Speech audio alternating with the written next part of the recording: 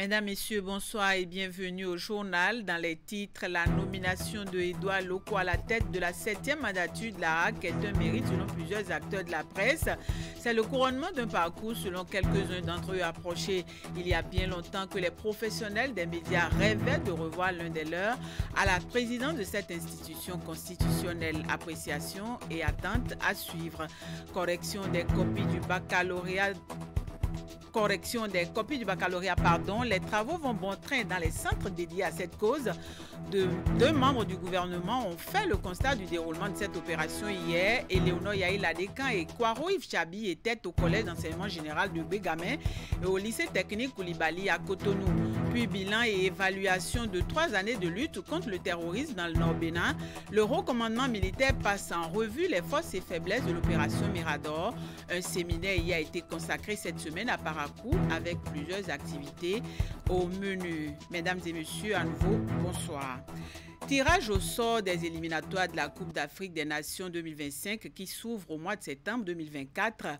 L'opération s'est déroulée cet après-midi en Afrique du Sud. Les 48 nations sont réparties en 12 différents groupes de 4 équipes.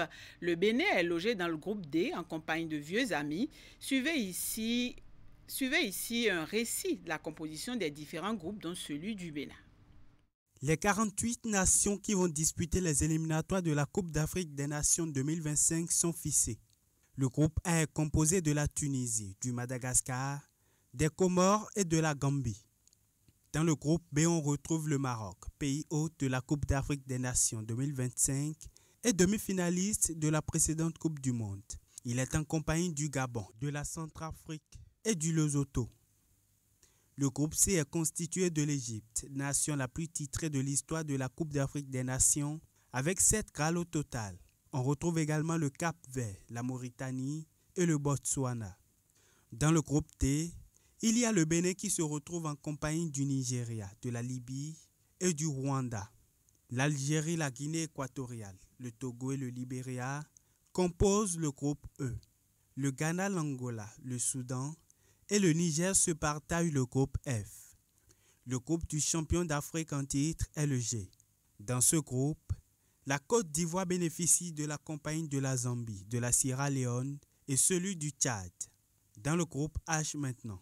Ici, il y a la République démocratique du Congo, la Guinée, la Tanzanie et l'Éthiopie. Le Mali, le Mozambique, la Guinée-Bissau, les Swatini sont les occupants du groupe I. Le Cameroun, la Namibie, le Kenya et le Zimbabwe héritent du groupe J. Dans le groupe K, on retrouve l'Afrique du Sud, l'Ouganda, le Congo et le Soudan du Sud. Enfin, terminons par le groupe L qui est composé du Sénégal, champion d'Afrique de 2021, du Burkina Faso, du Malawi et du Burundi. À noter que les éliminatoires de la Coupe d'Afrique des Nations 2025 débute au mois de septembre 2024. Le Conseil des ministres en sa séance du mercredi 3 juillet 2024 a choisi Edouard Loko pour présider la 7e mandature de la Haute Autorité de l'Audiovisuel de la Communication HAC. Il est journaliste de profession, consultant en communication et précédemment chargé de mission du président Patrice Talon. C'est un visage bien connu du paysage médiatique béninois. Voici un résumé du parcours de l'homme avec Maël Leroux-Belot. Le nouveau président de la Haute Autorité de l'Audiovisuel et de la Communication HAC est connu, Edouard Loko, puisque c'est de lui qu'il s'agit. Il a été nommé au terme du Conseil des ministres de ce mercredi 3 juillet. Journaliste de profession, consultant en communication et actuellement chargé de mission du président Patrice Talon, Edouard Loko aura la responsabilité de conduire les destinées de l'institution durant les 5 prochaines années. Notons qu'il a été ancien président de l'Observatoire pour la déontologie et l'éthique des médias ODEM et du Conseil national des patrons de la presse du Bénin, CNPA Bénin. Edouard Loko a par ailleurs occupé le poste de vice-président de la HAC lors de la 4e mandature. Edouard Kokou Loko, Roukiatou Biofay et Mohamed Barret sont les 3 représentants du gouvernement à la Haute Autorité de l'Audiovisuel et de la Communication. On connaît donc désormais le visage de la 7e mandature de la Haute Autorité de l'Audiovisuel et de la Communication. La nouvelle équipe sera présidée par un homme qu'on ne présente plus dans l'univers médiatique béninois. Edouard Loko est l'un des 3 personnalités nommées par le chef de l'État pour siéger avec les 6 autres membres au sein de l'instance de régulation des médias au Bénin. Edouard Loko, président de la RAC. Comment les acteurs des médias apprécient-ils cette nomination? Voici leur impression au micro de Idriss Boukari et Elvis Tonokouin. Je ne dirais pas que c'est un sacre, mais je dirais quand même que c'est le couronnement d'un parcours. Et aussi le fait que pour la plupart du temps, nous avons déploré le fait que nous avions affaire à des acteurs politiques qui ne maîtrisaient pas ou qui ne trouvaient pas le bien fondé de certaines de nos desiderata. Et donc que le chef de l'État décide enfin de nommer à la tête de la HAC un professionnel des médias, nous accueillons avec joie cette nomination dont nous félicitons le président Edouard Loko. Et nous remercions le président de la République qui a compris enfin qu'à la HAC, il faut quelqu'un qui soit issu du monde des médias. Parce qu'en réalité, à la conférence nationale, nos doyens qui ont pris la parole à la conférence nationale pour évoquer l'idée première de la mise en place d'une institution, la HAC, il y avait des intentions derrière cela. C'est d'ailleurs pour cela que la première mandature de la HAC a été présidée par un ancien journaliste et on avait aussi des journalistes qui avaient siégé à la HAC. Je suis dans la presse, ça fait plus de 25 ans que j'ai commencé par connaître Edouard Loko et toute la clique parce que c'est une bande d'amis qu'on les appelait avant. Ils étaient au matin, après ils se sont retrouvés et chacun a pris sa route avec les Charles Tokor, d'autres sont allés au matinal. Avec Charles Tokor, lui, il a créé le progrès, d'autres sont allés. Donc il faut comprendre que c'est une bande d'amis qui reste encore aujourd'hui une bande d'amis. Parce qu'il faut le reconnaître que c'est ça la vie et c'est ça qui forge la vie. On ne choisit pas ses amis, on les retrouve. Et nous, on est un peu venus juste après eux. On les a découverts, on a compris que dans ce métier, il faut rester solidaire. Et les Charles Tokor nous ont montré la voie. Et après, nous aussi, on a essayé de rester à notre niveau, créer la solidarité. C'est vrai qu'après, la presse est devenue ce qu'elle est devenue. Il y a eu beaucoup d'entrées d'argent dans le métier de la presse. Et du coup, ça a créé quelques frictions. Mais il faut quand même dire qu'on a su garder l'essentiel avec les aînés. Je pense que même s'il avait par hasard, comment dire, des ennemis, il devait quand même dire que Edouard Loko méritait cette place-là. Parce que c'est quelqu'un qui a fait son petit bonhomme de chemin depuis la base. C'était depuis le collège, un journal mural à l'université avec le Héros et depuis dans la vie active, le matin, le matinal, le Progrès, l'ODEM comme président, CNPA comme président, à la HAC, vice-président. Et depuis plus de 8 ans, comment dire, chargé de mission média du chef de l'État, ça ne pourrait être qu'un sac. Toute la vie d'Edouard Loko, c'est une vie de culture. C'est une vie de culture, c'est une vie d'écriture, c'est une vie de communication. Donc, depuis le collège, comme je l'ai dit, avec Hebdo Mural, donc quand il prenait la couverture kaki avec une belle écriture, donc il écrivait Hebdo Mural à l'époque.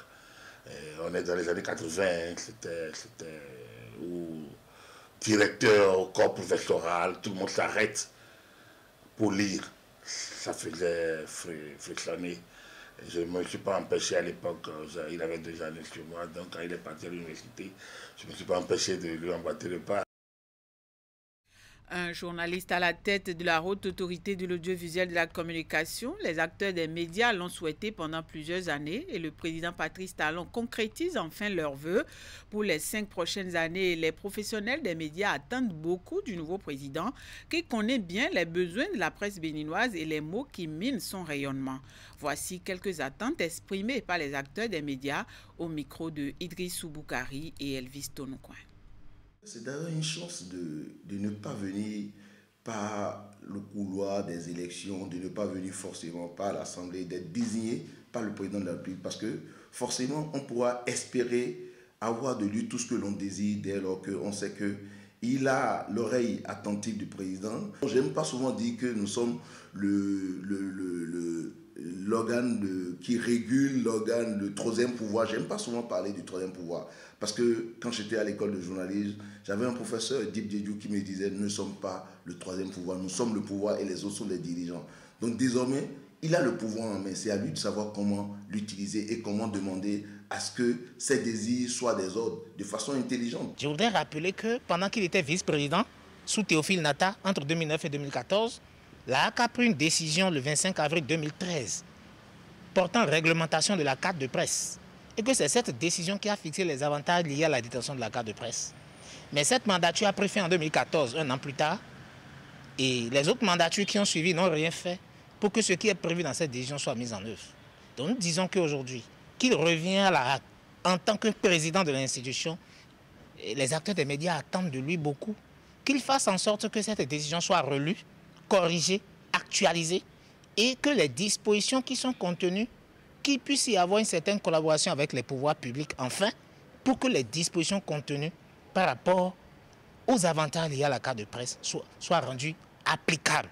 Et nous pensons qu'il est signataire de cette décision aussi, il était vice-président en 2013. Aujourd'hui, il revient à la HAC en tant que président, il a plus de pouvoir de faire bouger les lignes. C'est un homme de terrain qui aime beaucoup le consensus, qui aime les débats, qui aime les discussions et qui cherche à convaincre son vis-à-vis. Et je pense que le président, il ne devait pas avoir des sujets qui peuvent amener d'autres à faire sortir leur couleur politique. Lorsque celui qui est à la tête de l'institution prend de la hauteur, on ne sent même pas ça. On ne sent même pas qui est venu de l'Assemblée nationale, qui est venu des présidents des médias ou bien qui est venu du président de la République. Ça dépend du charisme du président qui est là. Et Edouard Loko ayant fait avec quelqu'un qu'on appelle Théophile Nata, paix à son âme, je pense qu'il va mettre ça en pratique. Et pendant les 5 ans, la profession devait pouvoir profiter du passage d'un tel baobab à la tête de l'institution de régulation des médias au Bénin. C'est là que ça va être plus dur, parce que c'est quelqu'un qui se connaît. La HAC n'est pas la fêtière des propriétaires des médias. La HAC est une institution. La HAC est un pouvoir. Et un pouvoir, ça veut dire une régulation, une gestion, une surface à occuper, mais pour remplir des fonctions. Mais en face, il faut que la HAC ait des interlocuteurs. Alors, pour que la profession profite de ceux-là, ce n'est pas de rester assis et de les attaquer et d'attendre que la manne tombe du ciel. C'est plutôt d'aller avec des éléments concrets, des propositions, des offres. C'est en partenariat. La HAC applique la politique de l'État en matière de liberté de la presse. Donc l'orientation que l'État va donner à la liberté de la presse, c'est cette politique que la HAC va appliquer. Oui, Edouard Loko connaît, il sera plus ouvert, il sera plus attentionné, mais on ne peut pas le bluffer. C'est là le problème, on ne peut pas le bluffer. Un tour maintenant dans quelques centres de correction des copies du baccalauréat, session de juin 2024. La ministre de l'Enseignement supérieur, de la Recherche scientifique et son collègue en charge de l'enseignement secondaire y étaient pour s'assurer du bon déroulement des travaux. La correction des copies se déroule depuis ce lundi 1er juillet 2024 sur l'ensemble du territoire national. 2 centres ont été visités à cet effet. Le point de la descente dans ce reportage signé Ingrid Day. La forte pluie qui s'est abattue sur la ville de Cotonou et ses environs ce mercredi n'a pas empêché la ministre de l'Enseignement supérieur et de la Recherche scientifique et son collègue en charge de l'enseignement secondaire d'accomplir leur mission, celle de s'assurer du bon déroulement de la 2e étape de l'examen du baccalauréat, session de juin 2024, la correction des copies du bac. Ici, au lycée technique Koulibaly, c'est une équipe de 450 enseignants qui est à la tâche. Le bac, c'est plusieurs étapes et très structuré. Le sens de notre déplacement, c'est de nous assurer que les conditions optimales qui ont permis de faire un bon lancement de cet examen sont toujours réunies et que la phase de correction se déroule comme nous l'avons prévu. Nous sommes ici au centre du lycée Koulibaly où se concentrent la correction des épreuves, des séries de gestion, des séries techniques, eau et assainissement. Après avoir échangé quelques mots avec l'équipe de correcteurs, la délégation s'est ensuite rendue au collège d'enseignement général de Bégamé. L'établissement abrite 65 correcteurs avec une équipe de supervision qui est à la bonne veille. Ici également, les travaux vont bon train. De nouvelles réformes ont été mises en œuvre et qui permettent d'améliorer cette étape du déroulement du baccalauréat béninois. Il y a un travail qui a été fait en amont, qui a précisé le nombre de corrections de chaque sous-commission. Il y a les attentes des correcteurs qui ont été prises en charge, ce qui fait qu'on n'a pas eu beaucoup de réclamations ces temps-ci. Au niveau du secrétariat aussi, il y a une réforme qui est en train d'être mise en œuvre, à savoir avoir les données de nos secrétaires, des données fiables pour avoir un profil, n'est-ce pas, à définir ultérieurement pour ce volet-là du secrétariat. En cours depuis lundi 1er juillet sur l'ensemble du territoire national, les travaux de correction des copies du bac prennent fin samedi prochain. Quant à la première délibération, elle est prévue pour le 10 juillet 2024. Le Conseil des ministres, en sa séance du mercredi 3 juillet 2024, a adopté un programme spécial d'intensification des productions maraîchères et céréalières en République du Bénin. Il s'agit de mesures résilientes face à la cherté de ces produits. Le ministre en charge de l'agriculture et le porte-parole du gouvernement ont animé, après le Conseil des ministres, une conférence de presse pour mieux expliquer le programme. Le porte-parole du gouvernement, dans son explication, est revenu sur les dispositions prises par le gouvernement en vue d'accompagner la bonne exécution de la décision. Écoutez ici Wilfried Léandre Ngwedi sur des propos recueillis par Esther Tofa et Elvis Tonocoin.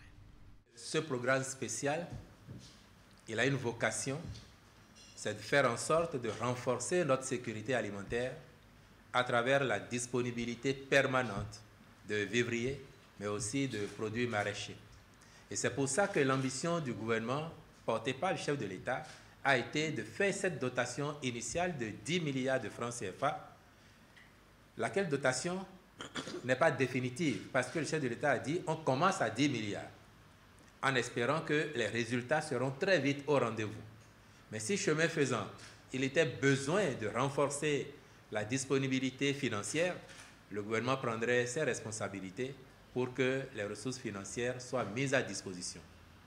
Il faut comprendre que ce programme spécial fera forcément du bien à nos producteurs de vivriers et aussi aux producteurs de maraîchers, parce qu'on connaît leurs difficultés. Malgré leur bonne volonté, malgré leur investissement, pour que les produits soient disponibles en grande quantité, les aléas climatiques, les cas de force majeure arrivent à obérer, à réduire les rendements qu'ils ont, et cela se ressent sur la disponibilité des produits et aussi sur le coût de cession aux consommateurs. Donc, in fine, c'est le consommateur lui-même qui est avantagé par ce programme spécial dont les résultats visent forcément à faire que le consommateur ait le produit, mais qu'il l'ait à prix compétitif. C'est ça la philosophie de ce programme spécial pour booster la production de céréales et de produits maraîchers. On a cité quelques exemples et le ministre a eu raison de vous dire que tout le territoire national est concerné par ce programme.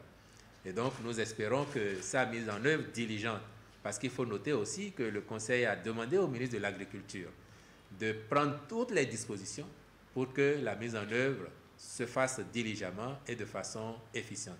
Donc, nous espérons qu'avec sa mise en œuvre, l'année prochaine, à pareil moment, nous commencerons à ressentir les effets positifs de ce programme spécial et les années d'après, nous les ressentirons davantage, de sorte qu'on stabiliserait durablement la qualité de la production, mais aussi la quantité de la production céréalière et maraîchère chez nous, au bénéfice des consommateurs. Les hauts responsables de l'armée béninoise sont réunis à Parakou pour un séminaire de 2 jours. Les assises visent à évaluer 3 années de lutte contre l'invasion terroriste. La cérémonie d'ouverture a été marquée par la présence du ministre de la Défense nationale et de nombreux hauts gradés de l'armée. C'est le colonel Faïzou Gominan, chef d'état-major de la garde nationale et commandant de l'opération Mirador, qui a donné le coup d'envoi des communications avec une conférence inaugurale. Les détails dans ce reportage de Epiphane Chabi et Socrate Dantoni.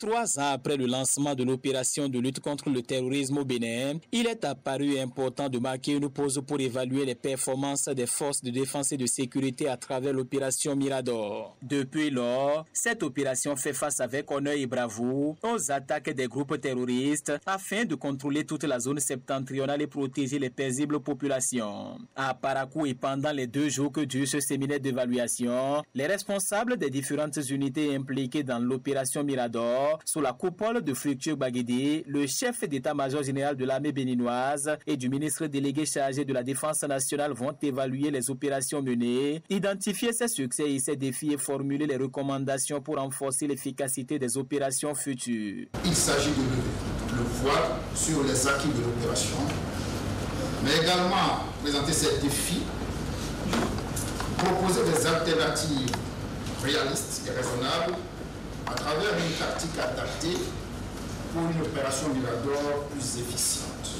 Il me paraissait donc important de rappeler cette petite parenthèse qui nous permettra dans la suite de nos échanges de comprendre d'où viennent nos difficultés, mais aussi et surtout d'apprécier à leur juste valeur les efforts consentis en si peu de temps pour obtenir des résultats aussi encourageants. Ce colloque organisé avec l'appui de la Fondation Konrad Adenauer va aussi permettre de rechercher des solutions pour rendre plus efficiente l'opération Mirador. Et dans cette lutte implacable contre le terrorisme au Bénin, l'opération n'a cédé aucune place de territoire aux groupes terroristes. Ce séminaire, initié par le chef d'état-major général des forces armées béninoises, revêt une importance particulière car il nous offre l'opportunité de faire le point après près de 3 ans sur les stratégies et les actions mises en œuvre jusqu'à présent. Il s'agit non seulement de dresser un bilan de nos réussites, mais aussi de reconnaître nos faiblesses et d'identifier les moyens d'améliorer notre lutte contre le terrorisme.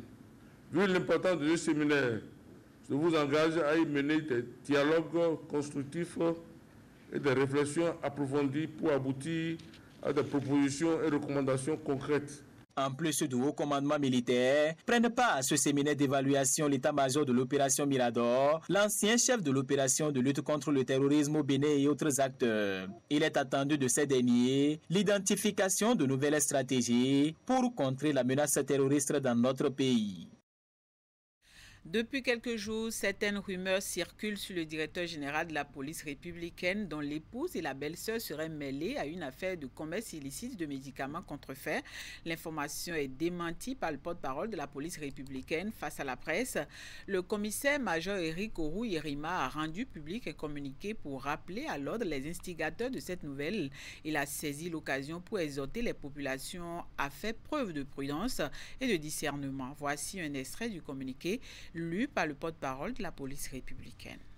Depuis quelques jours, des individus de mauvaise foi font circuler sur les réseaux sociaux des propos mettant en cause la personne du directeur général de la police républicaine et ses proches parents.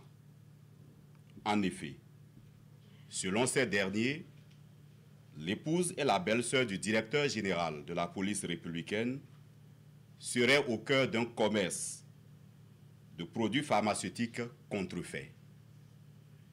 Ce trafic, disent-ils, serait facilité par l'usage d'un véhicule de la police républicaine. La Direction générale de la police républicaine tient à apporter un démenti formel à ces allégations diffamatoires que colportent les initiateurs d'un tel message et leurs complices.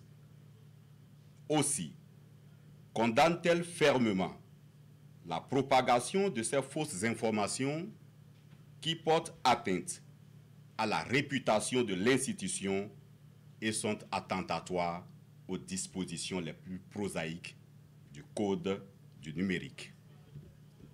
En tout état de cause, le directeur général de la police républicaine se réserve le droit d'ester en justice afin que les auteurs de tels propos soient identifiés et tenus pour responsables de leurs élucubrations.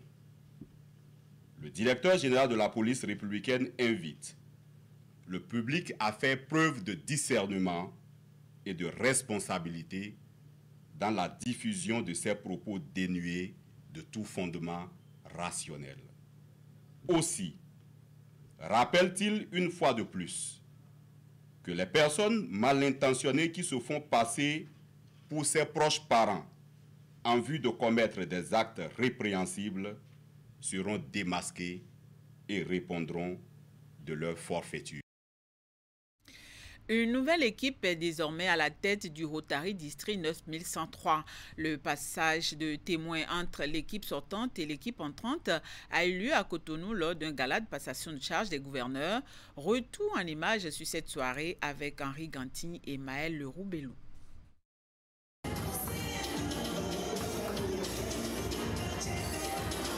Nouveau mandat et nouveau gouverneur pour le district 9103. Ce district du Rotary regroupe 3 pays, à savoir le Bénin, le Togo et le Niger. Mais avant la passation de collier entre l'ancien et le nouveau gouverneur, celui qui est désormais ancien gouverneur du district 9103 a eu droit à un tour d'honneur bien nourri par les acclamations de toute l'assistance.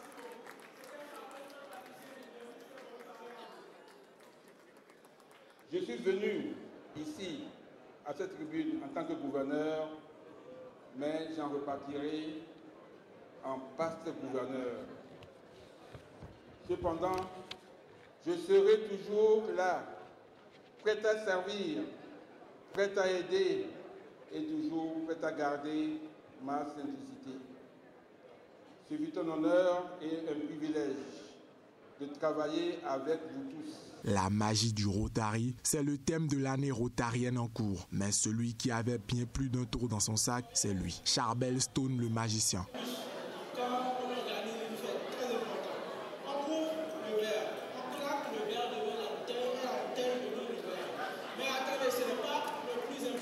Moment solennel durant cette soirée, l'ancien gouverneur, par ce geste de port du collier, a transmis à son successeur ses attributs. La magie du Rotary, ce n'est pas faire apparaître le vin et faire disparaître le verre. La magie du Rotary, c'est la capacité de voir au-delà de l'ordinaire, de croire en l'impossible et de réaliser l'inimaginable. C'est dans chaque sourire que nous apportons. La magie du Rotary, c'est chaque joie que nous apportons dans chaque vie. Et la magie du Rotary réside aussi dans nos actions qui transforment nos communautés. Cette soirée a notamment été ponctuée par une présentation sur le thème « Innover en capitalisant sur les acquis dans un club service ». Notre organisation doit conserver ce qui a fait sa force. On ne réinvente pas la roue. De belles et extraordinaires choses ont été faites par tous ceux qui ont été là, qui ont travaillé. Il faut, quoi qu'on veuille faire, le reconnaître, en discerner le meilleur, tout en ayant le courage d'en améliorer ce qui requiert de l'être. Dans la ferveur de cette soirée, plusieurs prestations artistiques sont venues agrémenter la cérémonie. Et pour finir, le directeur général du Fonds national de développement agricole FNDA était le dimanche dernier au contact des producteurs agricoles de Nati-Tengou. L'objectif étant d'informer ces acteurs sur les opportunités que leur offre le FNDA et la SONAMA. Aux côtés du directeur du FNDA, la directrice adjointe de cabinet du ministère de l'Industrie et du Commerce qui a exhorté les producteurs à saisir les opportunités qui s'offrent à eux. Alassane Aruna, Kadri Makoni. Il faut soumettre ça. Face au directeur général du Fonds du développement agricole FNDA qui avait à ses côtés la directrice adjointe de cabinet du ministère de l'Industrie et du Commerce, des entrepreneurs agricoles, groupement de femmes et jeunes éleveurs de Nati Tengo. L'exercice consiste à sensibiliser et expliquer à ces acteurs de la filière agricole à la base les opportunités que leur offrent le FNDA et la SONAMA, deux structures mises en place par le chef de l'État pour véritablement passer d'une agriculture de subsistance à une agriculture de rente porteuse d'essor économique. La séance de ce matin, c'est vraiment pour vous informer davantage et vous sensibiliser sur les opportunités que le FNDA et la SONAMA offrent aux producteurs. On peut se demander pourquoi seulement FNDA et SONAMA. Il y a une raison à cela. Dans le discours que le chef de l'État a adressé en décembre dernier au peuple béninois sur l'état de la nation, il a dit quelque part dans son discours que pour les 2 années qui lui restent, la SONAMA et le FNDA seront beaucoup plus aux côtés des producteurs. C'est bien sûr pour une raison. La raison est que il faut que nous sortions notre agriculture de là où elle est. Co-initiatrice de ce rendez-vous de Nati Tengo, Émilie Thibouté-Sama, tout en saluant la disponibilité du DG FNDA, exhorte les participants à saisir les opportunités que leur offre le Fonds national de développement agricole. Vous avez les facilités et donc cette séance-là va vous permettre d'en savoir un peu plus et donc de vous mettre ensemble pour ceux qui peuvent se mettre ensemble en termes de coopérative et donc pouvoir bénéficier de toutes ces facilités-là. Vous aurez beaucoup de choses à apprendre aujourd'hui et ce qui suppose que pour pouvoir bénéficier de toutes ces facilités, il faut être très bien structuré, il faut être sérieux. Le décor ainsi planté, une projection sur les différentes offres du FNDA et de la SONAMA, les conditions et dispositions pratiques pour y accéder. Aucun détail n'a été occulté au cours de cette rencontre tour à tour. Les participants prendront la parole pour exposer leurs préoccupations. Dans toute la présentation, ce que j'ai retenu, chers frères, l'ATDA, le DG et nos soeurs en quittant ici, vous devez mettre une équipe à notre disposition. À toutes ces préoccupations, le DG FNDA a apporté des explications convaincantes. Et ce sera tout pour cette édition. Merci de nous avoir suivis. Toute l'équipe de la rédaction et celle de la technique l'ayant préparée vous remercie de votre attention. Agréable soirée à toutes et à tous.